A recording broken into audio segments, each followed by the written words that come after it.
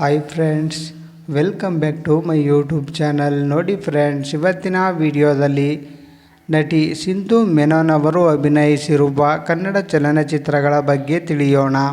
ಅದಕ್ಕೂ ಮುಂಚೆ ಯಾರ್ಯಾರೆಲ್ಲ ನಮ್ಮ ಚಾನಲ್ನ ಸಬ್ಸ್ಕ್ರೈಬ್ ಮಾಡ್ಕೊಳ್ಳದೆ ವಿಡಿಯೋ ನೋಡ್ತಾ ಇದ್ದೀರಾ ಅವರೆಲ್ಲರೂ ಕೂಡ ದಯವಿಟ್ಟು ಈ ಕೂಡಲೇ ಸಬ್ಸ್ಕ್ರೈಬ್ ಮಾಡ್ಕೊಳ್ಳಿ. ಹಾಗೆ ಪಕ್ಕದಲ್ಲಿ ಬರೋ ಬೆಲ್ ಐಕನ್ ಕೂಡ ಪ್ರೆಸ್ ಮಾಡಿ. ವಿಡಿಯೋಗೆ ಒಂದು ಲೈಕ್ ಮಾಡೋದಂತೂ ಮರಿಬೇಡಿ. ಅವರ ಮೊದಲನೆಯ ಚಿತ್ರ ರಶ್ಮಿ. ಈ ಚಿತ್ರವು 1994ರಲ್ಲಿ ತೆರೆಕಂಡು ಹಿಟ್ಟಾಗಿತ್ತು. ಈ ಚಿತ್ರದಲ್ಲಿ ಸಿಂಧು ಮೆನನ್ ಅವರು ಚೈಲ್ಡ್ ಆರ್ಟಿಸ್ಟ್ ಆಗಿ ಕಾಣಿಸಿಕೊಂಡಿದ್ದರು. ಅವರ ಎರಡನೆಯ ಚಿತ್ರ ಹುಲಿಯ. ಈ ಚಿತ್ರವು 1996ರಲ್ಲಿ ತೆರೆಕಂಡು ಹಿಟ್ಟಾಗಿತ್ತು. ಈ ಚಿತ್ರದಲ್ಲಿ ಸಿಂಧು ಮೆನನ್ ಅವರು ಚೈಲ್ಡ್ ಆರ್ಟಿಸ್ಟ್ ಆಗಿ ಕಾಣಿಸಿಕೊಂಡಿದ್ದರು. ಅವರ ಮೂರನೆಯ ಚಿತ್ರ ಕನಸಲು ನೀನೆ ಮನಸಲು ನೀನೆ. ಈ ಚಿತ್ರವು 1998ರಲ್ಲಿ ತೆರೆಕಂಡು ಫ್ಲಾಪ್ ಆಗಿತ್ತು. ಈ ಚಿತ್ರದಲ್ಲಿ ಸಿಂಧು ಮೆನನ್ ಅವರು ಚೈಲ್ಡ್ ಆರ್ಟಿಸ್ಟ್ ಆಗಿ ಕಾಣಿಸಿಕೊಂಡಿದ್ದರು. ಅವರ ನಾಲ್ಕನೆಯ ಚಿತ್ರ ಮಾರಿಕಣ್ಣು ಓರಿ ಮ್ಯಾಗೆ. ಈ ಚಿತ್ರವು 1998ರಲ್ಲಿ ತೆರೆಕಂಡು ಹಿಟ್ಟಾಗಿತ್ತು. ಈ ಚಿತ್ರದಲ್ಲಿ ಸಿಂಧು ಮೆನನ್ ಅವರು ಚೈಲ್ಡ್ ಆರ್ಟಿಸ್ಟ್ ಆಗಿ ಕಾಣಿಸಿಕೊಂಡಿದ್ದರು.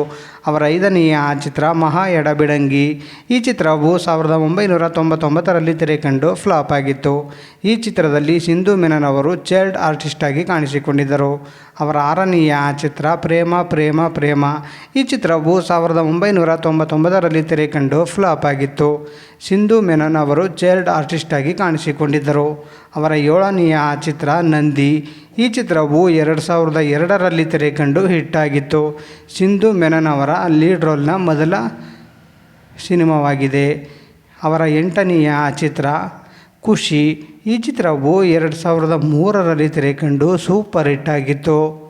ಅವರ ಒಂಬತ್ತನೆಯ ಚಿತ್ರ ವಿಕ್ರಮ್. ಈ ಚಿತ್ರವು 2003ರಲ್ಲಿ ತೆರೆಕಂಡು ಆವ್ರೇಜ್ ಆಗಿತ್ತು. ಅವರ ಹತ್ತನೆಯ ಚಿತ್ರ ಧರ್ಮ. ಈ ಚಿತ್ರವು 2004ರಲ್ಲಿ ತೆರೆಕಂಡು ಹಿಟ್ಟಾಗಿತ್ತು. ಅವರ 11ನೆಯ ಚಿತ್ರ ಜ್ಯೇಷ್ಠ. ಈ ಚಿತ್ರವು 2004ರಲ್ಲಿ ತೆರೆಕಂಡು ಹಿಟ್ಟಾಗಿತ್ತು.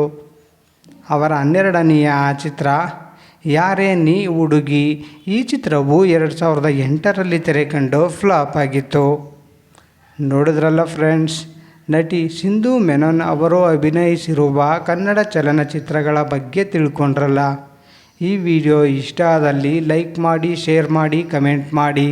ಹಾಗೆ ಯಾರ್ಯಾರೆಲ್ಲ ನಮ್ಮ ಚಾನಲ್ನ ಸಬ್ಸ್ಕ್ರೈಬ್ ಮಾಡ್ಕೊಳ್ದೆ ವಿಡಿಯೋ ನೋಡ್ತಾ ಇದ್ದೀರಾ ಅವರೆಲ್ಲರೂ ಕೂಡ ದಯವಿಟ್ಟು ಈ ಕೂಡಲೇ ಸಬ್ಸ್ಕ್ರೈಬ್ ಮಾಡ್ಕೊಳ್ಳಿ.